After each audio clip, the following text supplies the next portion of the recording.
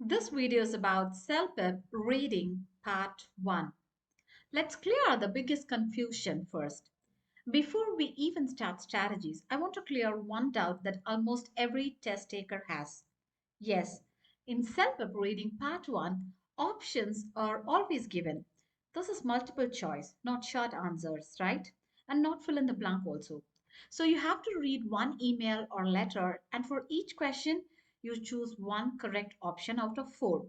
But here's the problem. People hear multiple choice and think, oh, okay, that's easy. No. Self multiple choice is not about spotting obvious answers. It's about critical thinking, context, tone, and intention. So if you expect direct questions with obvious answers, self-help will punish you. Let me say this very clearly. Self-help reading part 1 is not testing the vocabulary size or grammar knowledge or speed reading. It is testing whether you can function in a Canadian society. Can you understand why someone is writing politely instead of directly? What problem is being hinted at, not shouted? What action is expected without being clearly ordered? This is an adult level communication, workplace communication, real life communication. That's why the questions are thinking questions, not find the line questions. Here's something I see again and again. Students read the email perfectly. They understand almost everything, but they still choose the wrong option. Do you know why? Because self options are designed like that. One option is factually correct but irrelevant. One option sounds too emotional. One option is partially correct. One option matches purpose plus tone plus context. So CELPIP is asking which option fits this situation best, not which option is true. You can understand the difference, right? The correct way to approach the CELPIP reading part 1 is stop reading like a student. Let me be very honest. If you approach self-pip reading part 1 the same way you approach IELTS or your school reading passages, then you're already setting yourself up to lose marks because self-pip is not asking you to read an answer. It is asking you to judge a situation through text the way adults do every single day, right? So you have to switch your brain to a decision mode. The correct approach starts even before you read a single line of the email. The moment the screen loads, your brain should shift into what I call decision mode, not reading mode. You're not here to enjoy the email. You are here to understand what the problem exists, why it exists, and what outcome the writer is quietly aiming for. Question first, then comes the email. It's non negotiable. Okay. So the first thing you do is this is non negotiable. So look at the question, not the email. The question tells you how to read. The question asks about purpose. Then your brain should immediately look for motivation, not for the details. If it asks about tone, you should stop hunting for the facts and start noticing emotional balance, politeness, and restraint. So every question changes the way you read, and strong self-help readers adjust instantly. Okay? And next comes the role awareness. Got it? So this is where average test takers and high scorers separate.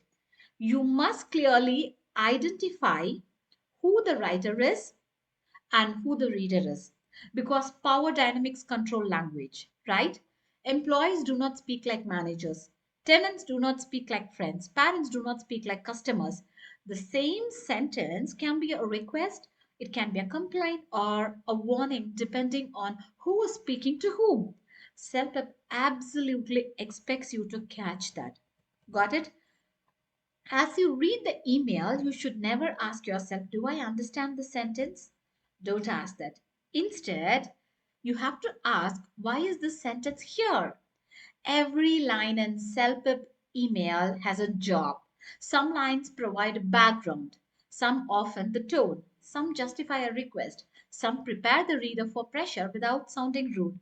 So your job is to identify which line actually drive the email forward. So those lines usually sit in the middle, not at the beginning or at the end.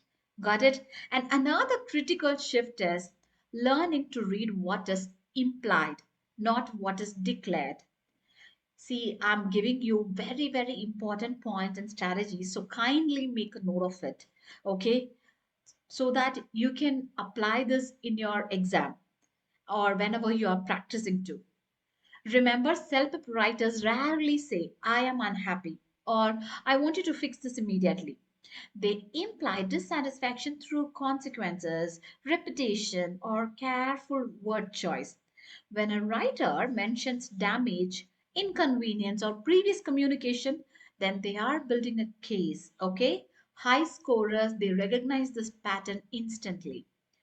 And when it comes to choosing an option, okay, this is where the discipline matters. You must eliminate answers that are emotionally stronger than the email itself. If the email is polite and controlled, the correct answer always be polite and controlled. Got it?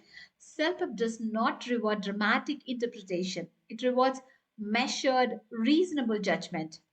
And finally, you have to understand this. The correct answer is not the one that sounds smart. It is the one that sounds most realistic in real life.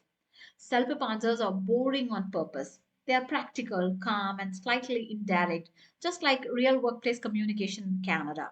So, if an option feels too bold, too confident, too accusing, or too generous, then you have to give a pause. Real people don't communicate that way in formal emails. Got it? So, the one line rule to remember is read with intention, judge with context, and choose with realism. Once you train your brain to do that, reading part one stops being confusing and starts become predictable. Okay, so let's see an example here. If you want, you can just pause the video and try to read this email, understand what is requested, and then let me show the questions here. So if you want, you can just read the question first and then go back to the email. And remember the technique that I have given you as a hint, right? So always look for the question first and then you can come to the passage. Okay. So the question first here is, what is the primary purpose of the email? And we have four options here. If you want, you can just go through the options. But now let me reveal the answer for you. For the first one, the purpose of this email, the answer is to remind the landlord about an unresolved maintenance issue, right? If you see the option A, it sounds emotional. Option B, it adds information that is not requested at all. And option D, that's very irrelevant but realistic. And only one option matches with the purpose and tone, which is option C. So this is how you have to choose. I know this is not easy, right? And let's move to the question two. Why does the writer mention the swelling cabinet panels? Okay. And you have the four options here. The right option is option B, to emphasize the potential consequence of further delay. So this is classic self-help thinking because here the detail is not random, right? It supports a reason, not a demand. And the third question is, what does the writer most likely expect from the recipient? Again, the four options, go through that. And the right option is option C. Okay, clear information about how and when the issue will be resolved. So self-help allows this type of question. What does the writer expect? Not what he says, right? What he wants indirectly. So you need to focus on that. And question four, how would you best describe the tone of the email? You have four options here: frustrated, respectful and gently assertive, dissatisfied and demanding, neutral and purely informational. And of course, the right option is respectful and gently assertive. Tone questions are where most people lose marks. Polite English does not mean weak English, okay? So you have to pay attention to the tone. Remember that. And the fifth one, which statement best reflects the relationship between the writer and the recipient? Four options are given again.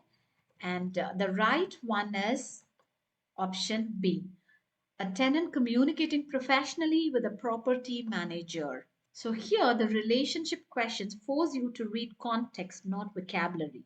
Got it? So I'll explain this in a very simple way. A high scorer does not ask which option uses the same words.